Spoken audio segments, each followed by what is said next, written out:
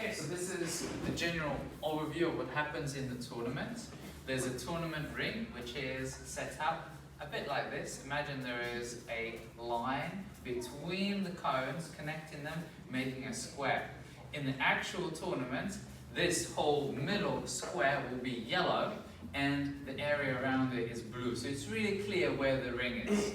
You're not allowed to walk into the ring unless you are being directly invited by the referee to do an event. So if you need to go from one side to another, don't just walk through the ring, go around it. Okay? So what happens at the start is all the competitors line up. So I'd like all the competitors, so all of you, and line up over here. And the judges, okay, line up on this side. Okay, good. Alright. Shomini, which means turn around and face the audience. Break. Bow. Turn and face this way. Otagani. Break. Yawn. Okay, take a couple of steps back and then grab a seat where you are. Just there. Not need to go too far because your name will be called out in a second. Alright? So, what happens at this point? The competitors are sitting down. The judges select two people. The first person is given a title KATA, and that person stands on the right-hand side of the judge. The second person is given the title Shiro, and stands on the left-hand side.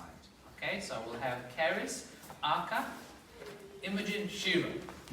When your name gets called out, see if you can say hi.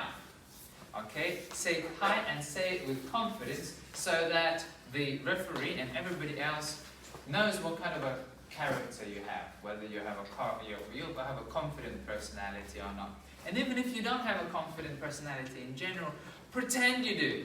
When you're in the tournament, okay, pretend that you're really confident and you know your karate really well. Okay, and then nobody else will know any difference and you'll get higher marks. Okay, so let's have another go. So Karis and Imogen. Okay, sit back down, alright, and we'll have another go at saying that. Karis, KATA. Hey. Imogen, Shiro. Hey. Okay, so the competitors, they stand outside the ring and see where the corner of the is. So just inside where the cone is, just where there. Okay, just on this side. Alright, just on here. Okay, there. So the judges will be sitting a bit further back from the actual ring. They're not going to be right next to the ring. Okay? So at this point, the referee says Hajime. Okay? He can also say Otagani Motonishi, which means competitors step up to your marks. But generally, Hajime is enough. At this point, competitors take 3 steps forwards. Okay? Turn towards the ring. Bow. Okay? And then take another 3 steps forwards. And then bow second time, and then stand in parallel stance. Okay? So, at this point, the judge will look at the grade of each competitor and choose a kata that is up to what these competitors are expected to know. For example, Karis and Imogen have brown belts, 3rd Q brown belts. So, they're expected to know up to Basadai. They might know Suyunchin as well. They might know your MP, okay? But generally, the judge is not going to make that assumption. He's just going to look at the belts and go, they're brown belts, they know up to Basadai. If somebody was a different color belt, they will look up to that belt and judge and select the kata accordingly. Alright? So, the judges will be looking at the competitors and mainly looking at 4 things: technique, focus, power, and time. Okay, this side here is red, and this side here is white. Watch really closely, and in your mind, okay, see if you can look at the 2 competitors at the same time and weigh up their kata to determine which one should be voted to go to the next round. If you find that you can't make a decision, do a draw.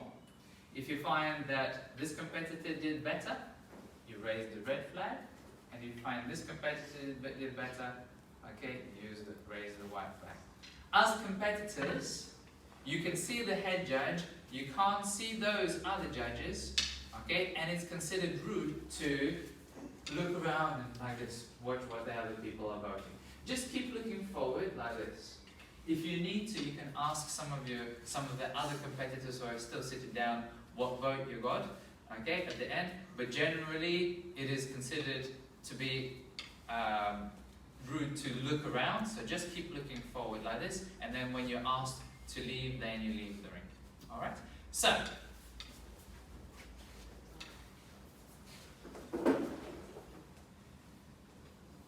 Cypher. Hydrogen.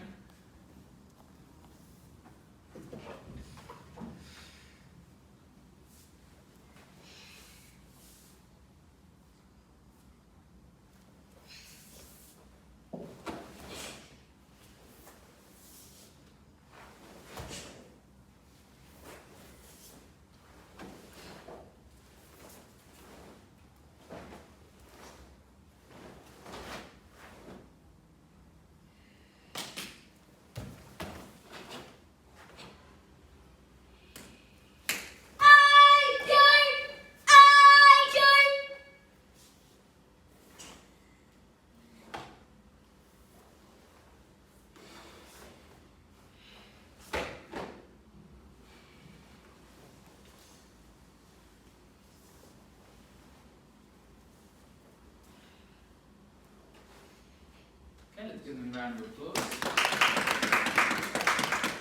Okay. At this point, the judges have a think about what they saw and just weigh up the two katas. In addition to technique, focus, power, and timing, if they are almost the same in those, then the judges will be looking at who did better balance. You know, who had just overall better understanding of the kata and had slightly better sharpness overall. Okay? If somebody lost a little bit of balance, then you can deduct a few points on that. But then if somebody did a stance and their stance was, you know, maybe too narrow, you could also look at that and kind of go, maybe that competitor would lose a few marks. So make sure that when you're turning around, for example, when you're doing cypher, you're turning around, that you end up one shoulder width wide. Okay? So when I blow the whistle, in this case, I'm just going to go like that. Okay? We're going to raise the flags. Okay? Ready?